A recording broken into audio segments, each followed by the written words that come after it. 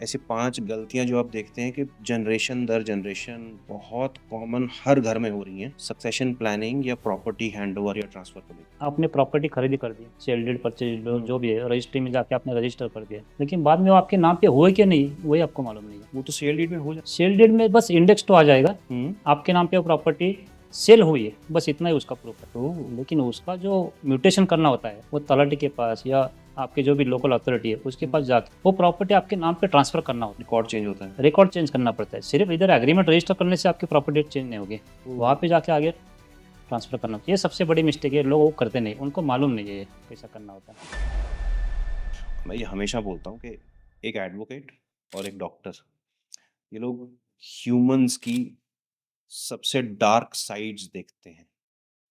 एक इंसान किस हद तक जा सकता है, वो एक एडवोकेट और डॉक्टर को दिखता है।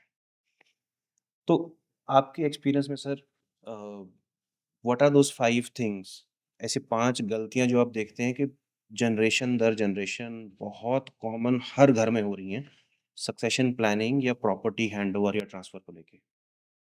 सबसे पहली मिस्टेक है कि आपने प्रॉपर्टी खरीदी कर दी, एग्रीमेंट हो चुका है, सेल डीड परचेज हुँ। जो भी है रजिस्ट्री में जाके आपने रजिस्टर कर दिया, लेकिन बाद में वो आपके नाम पे हुए कि नहीं वही आपको मालूम नहीं है, वो ना तो आपके घर सेल वाले डीड को मालूम नहीं है। वो तो सेल डीड में हो जाता है ना?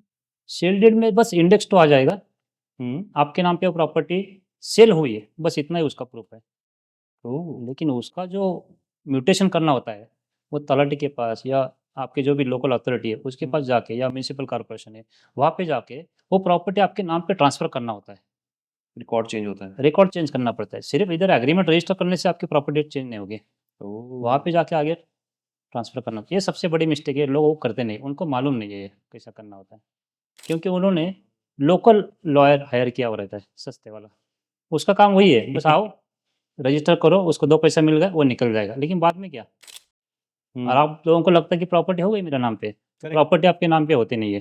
प्रॉपर्टी स्टिल उसके नाम पे होती है जिसके नाम से आपने लिया हुआ है, जिसके पास से आपने लिया हुआ है। ओह! ये सबसे बड़ी मिस्टेक है। सेकंड मिस्टेक, आपकी जो भी प्रॉपर्टी है, वो आपको किसको देना है, ये आपको मालूम ही नहीं है। तो पहले आप हुँ। डिसाइड करो कि किसको अपनी ये प्रॉपर्टी जो बनाई हुई है, वो किसके लिए बनाई हुई है? करेक्ट। कि कमाई किसके लिए कमाई? वाइफ़ के लिए, हुँ। बच्चों के लिए, बहू के लिए या पोते के लिए? तो पहले बात आपने वो डिसाइड करना होता है। वो लोग डिसाइड करते नहीं हैं। ये सेकंड मिस्टेक।